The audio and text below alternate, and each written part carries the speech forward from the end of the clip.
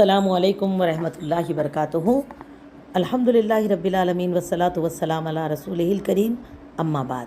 عزیز دینی بہنوں، آج ہم جانیں گے امہات المومنین کے نام، جن کو ازواج مطہرات بھی کہا جاتا ہے، یعنی نبی کریم صلی اللہ علیہ وسلم کی پاک بیویاں اور تمام امت کی مائیں۔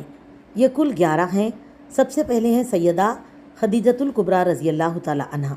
والد خولد بن اسد، اور نبوت سے 15 سال پہلے ان سے نکاح ہوا، اور نبوت کے 10ویں سال ان کا انتقال ہوا، اور آپ صلی اللہ علیہ وسلم نے ان کے انتقال تک دوسرا نکاح نہیں کیا۔ اور دوسرے ہیں سیدہ سودا رضی اللہ تعالی عنہا۔ والد کا نام زما بن قیس، اور 10 نبوت میں ان سے نکاح ہوا، اور انتقال ہوا ان کا 23 ہجری میں۔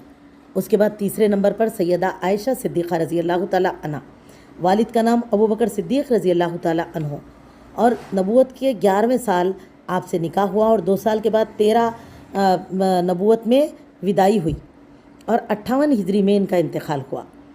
اس کے بعد چوتھے نمبر پر سیدہ حفصہ رضی اللہ تعالی عنہا، اور والد کا نام ہے سیدنا عمر فاروق رضی اللہ تعالی عنہ، اور نبی صلی اللہ علیہ وسلم سے 3 ہجری میں ان سے نکاح ہوتا ہے، اور 45 ہجری میں ان کا انتقال ہوا۔ اور اس کے بعد 5ویں نمبر پر سیدہ زینب بنت خزیمہ رضی اللہ تعالی عنہا۔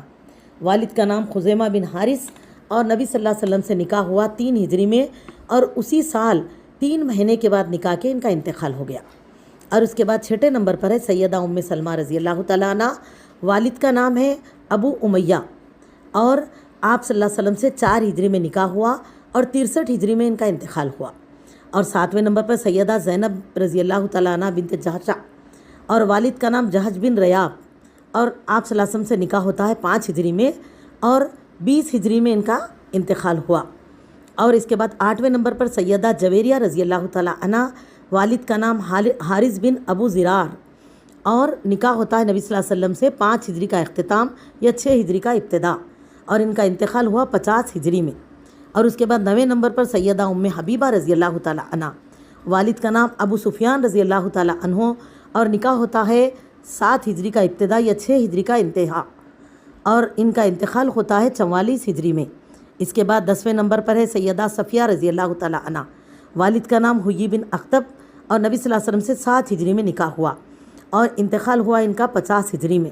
اس کے بعد 11ویں اور آخری نمبر پر سیدہ میمونہ رضی اللہ تعالی عنہ، جن سے نکاح ہوتا ہے، جن کے والد کا نام ہے حارث بن حزن، اور ان سے نکاح ہوتا ہے 7 ہجری میں، اور ان کا انتقال ہوا 51 ہجری میں مقام صرف پر۔ یہ آپ صلی اللہ علیہ وسلم کی تمام بیویوں کے نام اور ان کا سلسلہ ہے۔ الحمدللہ، اللہ ہمارے حسنات کو قبول فرمائے۔